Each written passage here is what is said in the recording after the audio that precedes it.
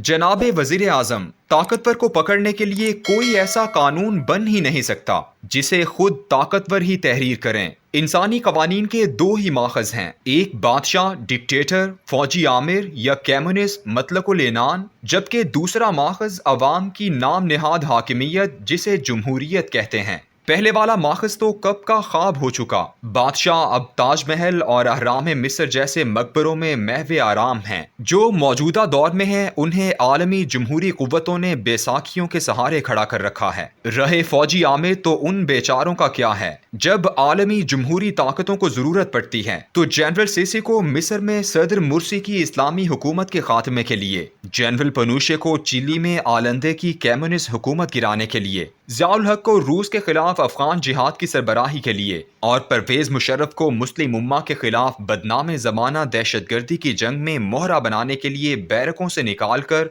मसनदे इक़्तिदार पर बिठा दिया जाता है। इन बेचारों की अज खुद कानून तहरीर करने की औकात ही क्या है। ज़ियाउल हक अपनी ख्वाहिश के बावजूद इस्लामी कवानीन का नफाज नहीं कर सका, बल्कि उसने जो नाफिज किए उनसे इस्लाम का चेहरा जरूर मस्क हुआ। इसी तरह मुशर्रफ को भी ना चाहते हुए उन बदतरीन सियासतदानों को एनआरओ देने पड़े जिनके खिलाफ वो बोलता रहता था, क्योंकि उनकी पुश्त पर आलमी जमहूरी कुव्वतें खड़ी थीं।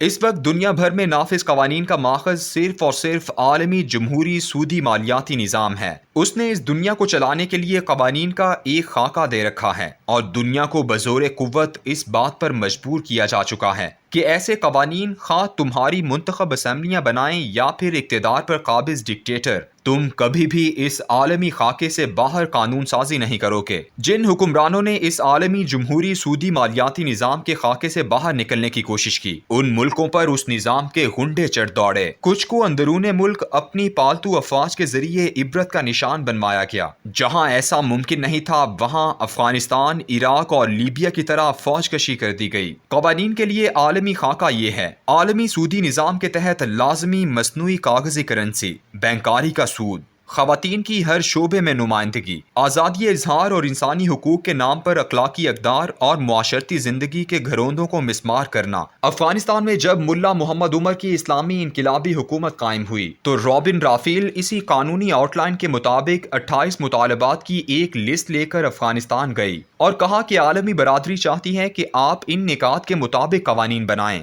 इस खातून को दरवेश सिफत हुक्मरान मुल्ला उमर ने अपने कच्चे मकान में बैठे बैठे इसे दरवाजे का रास्ता दिखा दिया। कवानीन का ये वही आलमी खाका ही तो है जिसके नफाज के लिए यूरोपीय यूनियन पाकिस्तान में 9000 मुजरिमों को फांसी पर झूलने से रुकवा देती है और तौहीन रिसालत के कानून के खात्मे के लिए मुकम्मल गुंडागर्दी के साथ ललकारती है। दुनिया पर काबिज इस आलमी जमहूरी सूदी मालियाती निज़ाम का मुरतब करदा ये खाका आमिरियतों और जमहूरियतों दोनों के लिए यकसां है। ना किसी आमिर को इस बात की इजाज़त है कि इस खाके के बाहर कानून बनाने की जुर्रत करे और ना कोई जमहूरियत ज़्यादा अपनी फिक्र को इतना बुलंद करे कि इस खाके से बाहर कानून बनाने लग जाए। आलमी पाबंदियों और मजबूरियों को एक मिनट के लिए भूल जाएं और ये सोचें कि पूरे मुल्क से 400 ताकतवर सरमायादार, जागीरदार, सनतकार या फिर इन तीनों के सरमाए पर पलने वाले उम्मीदवार इलेक्शन जीत कर असेंबली पहुंचाए जाएं, तो क्या वो एक ऐसा कानून खुद बनाएंगे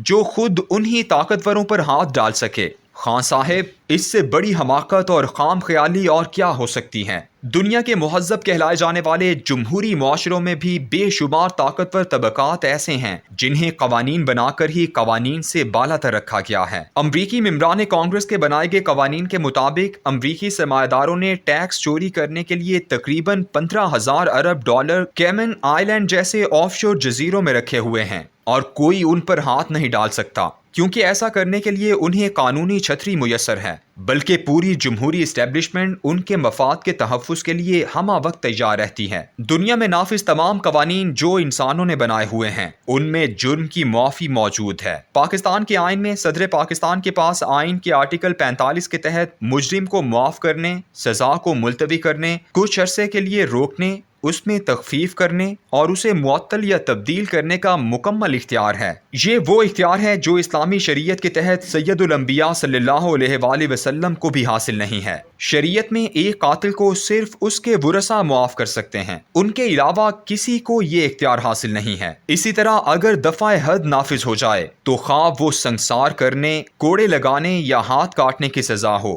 اسے کوئی شخص نہ تو معاف کر سکتا ہے، نہ معطل اور نہ ہی اس میں تخفیف کر سکتا ہے۔ یہی وہ اصول ہے جس کی بنیاد پر وہ مشہور حدیث ہے جو حدیث کی ایک بڑی کتاب میں ملتی ہے اور جسے خان صاحب آپ بہت سناتے ہیں۔ اس حدیث کے مطابق بنی مخزوم کی ایک عورت فتح مکہ کے وقت چوری کرتے پکڑی گئی۔ قبیلے والوں نے حضرت اسامہ بن زید کو سفارش کرنے کے لیے کہا۔ آپ صلی اللہ علیہ وآلہ وسلم کا اسامہ کی بات سنتے ہی چہرے کا رنگ بدل گیا۔ اس کے بعد آپ کھڑے ہوئے اور اللہ کی حمد و ثنا کے بعد فرمایا، تم میں سے پہلے لوگ صرف اس لیے ہلاک ہوئے کہ جب ان کا کوئی معزز اور باحیثیت آدمی چوری کرتا تو اسے چھوڑ دیتے، اور جب کوئی کمزور اور بے حیثیت کرتا تو اس پر حد نافذ کرتے۔ پھر فرمایا، اس ذات کی قسم جس کے ہاتھ میں میری جان ہے، اگر فاطمہ بنت محمد نے بھی چوری کی ہوتی تو میں اس کے ہاتھ کاٹ دیتا۔ معاف کرنے کا یہ اختیار صرف صدر کو ہی نہیں بلکہ پاکستان کے مختلف قوانین کی بے شمار دفعات میں بھی موجود ہے،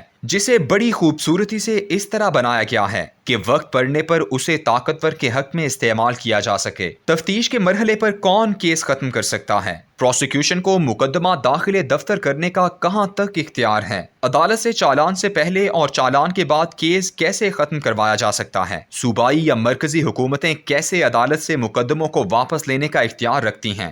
یہ ہے ایسے قوانین کی تیز رفتار پٹری جس پر چھوٹے سے بڑے تک ہر قسم کے این آر او کی گاڑیاں آسانی سے دوڑتی ہیں۔ پاکستانی قانون کے مطابق ایک عام ملزم کا بھی اس کی حیثیت کے مطابق مقدمہ داخل دفتر کیا جا سکتا ہے، اور نواز شریف جیسا صاحب حیثیت بھی کسی قانون کے بغیر اپنے لیے عدالتوں سے ایک نیا قانون تخلیق کرواتا ہے جس کے تحت سزا یافتہ مجرم کو بھی علاج کی خاطر ایک ایسے ملک میں جانے کی اجازت دی جاتی ہے کہ جس ملک پر نہ تو اجازت دینے والی عدالت کا کوئی اختیار ہے اور نہ ہی عمران خان کی حکومت کو کوئی دسترس حاصل ہے۔ عمران خان صاحب، ماتم بہت ہو چکا، 70 سال سے یہی ہو رہا ہے۔ یاد رکھیں، مجرم پر ہاتھ اللہ کے قانون کے نفاذ سے ہی ڈالا جا سکتا ہے، اس لیے اللہ کے قانون میں ترمیم، تبدیلی یا خاتمے کا اختیار کسی انسان کے پاس نہیں ہوتا۔